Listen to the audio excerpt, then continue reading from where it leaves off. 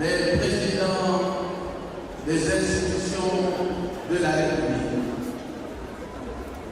mesdames et messieurs les membres du gouvernement, Excellences, mesdames et messieurs les membres du corps diplomatique, mesdames et messieurs les membres du bureau exécutif du LCU, mesdames et messieurs les membres du bureau politique du LCU, mesdames et messieurs les hauts représentants des partis politiques alliés venus de la Russie, de la Chine, du Rwanda, de la Guinée équatoriale et du Cameroun. Mesdames et messieurs les présidents et secrétaires généraux des partis et associations politiques invités, chers frères et sœurs de vie, distingués et honorables invités, mesdames et messieurs, permettez-moi avant tout propos de rendre grâce à Dieu pour la bénédiction qu'il ne cesse de répandre sur notre pays et sur notre place, le mouvement féminin. En ce jour mémorable du 26 juillet 2025, qui marque la fin des assises du deuxième congrès ordinaire du mouvement Cœur de Vie, je mesure avec unité la notoriété de cette instance suprême de notre parti et la noblesse de cette culture de démocratie participative qui l'anime et qui fait la force et la fierté du parti de référence, d'autant plus qu'elle n'inspire que des ambitions nobles et une loyauté républicaine. Je salue avec admiration l'ascendante valeur militante qui soutient ce rassemblement d'esprit des congressistes rompus à l'exercice démocratique en perspective d'un grand rendez-vous avec l'histoire politique de notre pays, c'est-à-dire avec le peuple dépositaire de la souveraineté nationale. Je tiens à rendre hommage appuyé à l'expérience et à la résilience invincible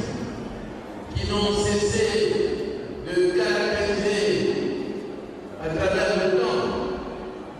le parcours et les convictions du mouvement Cœur Uni en faveur de la défense des droits et libertés fondamentales et pour la sauvegarde de la Constitution contre tout discours subversif. Ce congrès est encore une occasion remarquable de témoigner des investissements à l'actif du exil et au service de l'intérêt général, avec la précieuse participation des partis de la Grande Alliance BOO, de l'Union des forces démocratiques, de l'opposition et de toutes les formations et associations politiques qui ont adhéré à la vision d'une société centrafricaine, inclusive, d'une économie ouverte à la concurrence et du renforcement des capacités de nos institutions et de nos populations. Je voudrais féliciter et remercier tous les frères et sœurs unis pour cette mobilisation grandiose qui traduit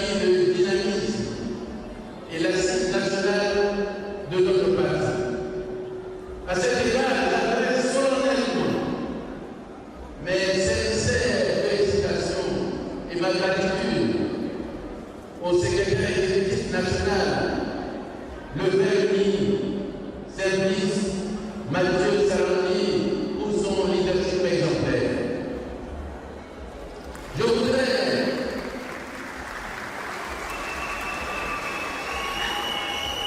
voudrais également remercier et féliciter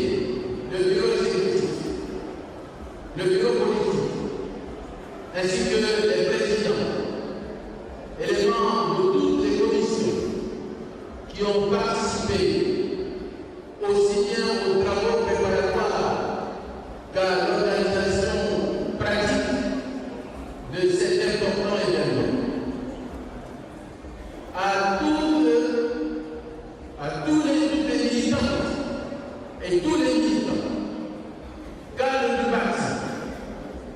responsables des structures de base, représentants des jeunes et des femmes, ainsi qu'aux personnes de ressources, j'adresse mes sincères remerciements et l'expression de ma gratitude pour cette mobilisation exceptionnelle, ainsi que vos inlassables et multiformes soutiens au parti et à nos actions à la tête de la nation. Je tiens à saluer particulièrement nos frères et sœurs, représentants de la dynamique et patriotique diaspora centrafricaine, acteurs clés de développement du MCU dans le monde. Je ne saurais nier les compatriotes représentants de nos 7 régions, ainsi que les chefs traditionnels et les sultans, gardiens de nos valeurs spirituelles et morales. J'exprime aussi ma gratitude et mes remerciements à l'endroit des partis politiques, de la plateforme BO et à toutes les associations de soutien, dont certains ont marqué leur présence effective auprès du MCU et apporté leur contribution tant au niveau gouvernemental que dans les activités socio-économiques de notre pays. Je voudrais aussi remercier et féliciter les leaders des partis politiques d'opposition pour leur présence remarquée qui nous honore et nous reconforte dans notre mission de construire un État réellement démocratique dont la classe politique aura été habituée à travailler ensemble pour relever les défis qui se posent à notre pays. Vous avez constaté, chers frères et sœurs, la présence remarquable des membres du corps diplomatique à cette cérémonie de clôture de nos assises. Je les salue. Ils sont les témoins de la représentativité de notre parti sur le plan national et surtout de la vitalité de notre démocratie. Vous avez aussi remarqué la présence des hauts représentants des partis politiques alliés venus de la Russie, de la Chine, du Rwanda, de la Guinée équatoriale, en dépit de l'enclavement de notre pays. Permettez-moi de leur adresser personnellement et au nom de notre grand place mes sincères remerciements et ma sincère amitié. Sachez, Excellences, Mesdames et Messieurs, que nous avons été profondément touchés par ces gestes de sympathie et de solidarité manifestés envers notre parti et notre peuple. Je ne saurais oublier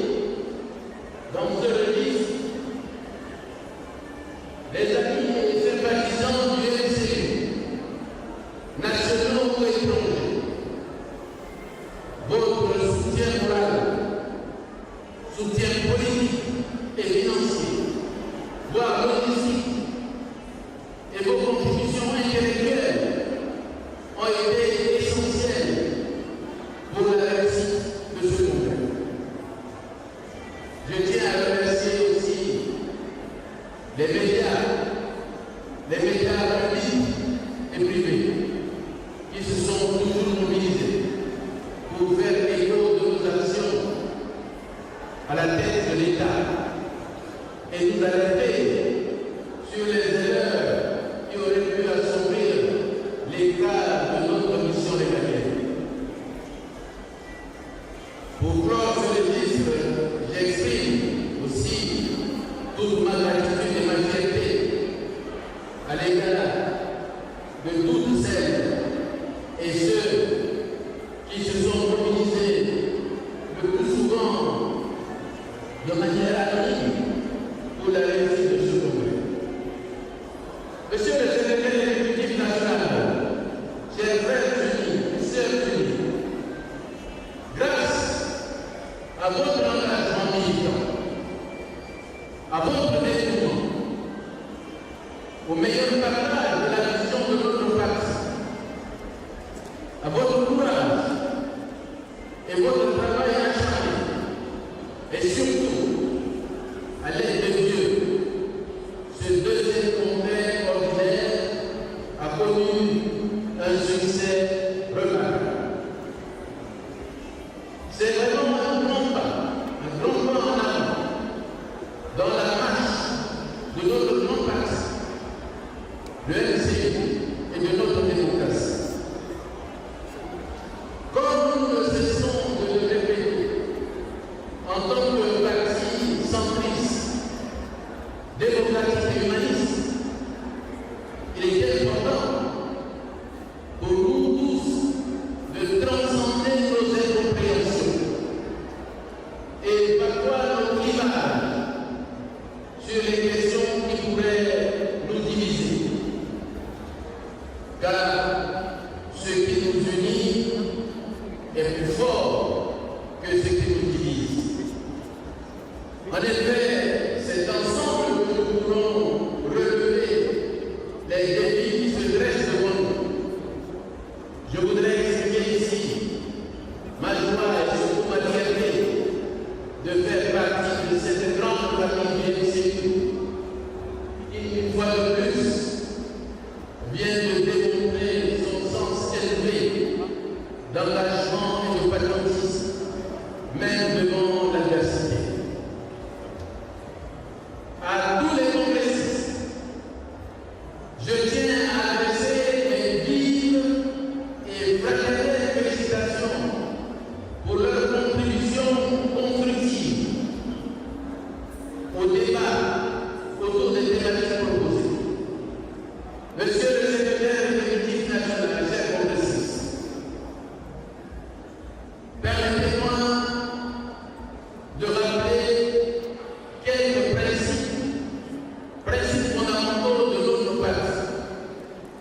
et de vous délivrer mon ressenti suite au rapport de nos travaux. Premièrement, je me réjouis du fait que les résultats attendus de nos travaux sont globalement atteints et satisfaisants. Il s'agissait en effet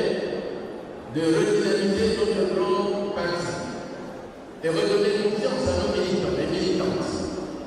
afin d'assurer plein succès à nos candidats lors des échéances électorales prochaines.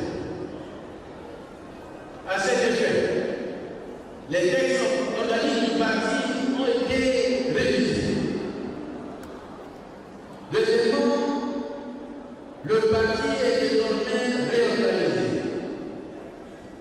et les organes de base mis en place de manière démocratique et transparente. Je saisis donc cette occasion pour adresser mes vives félicitations aux heureux élus, saluer leur engagement militant et patriotique et souhaiter plein succès à leur mission.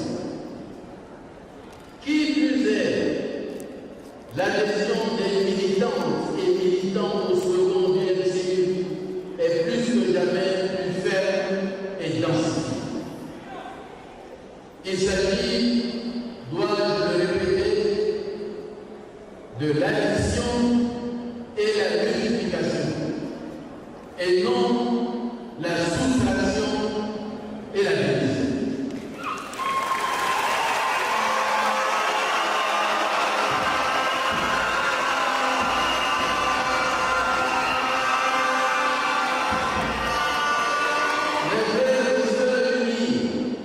Restons donc unis par nos cœurs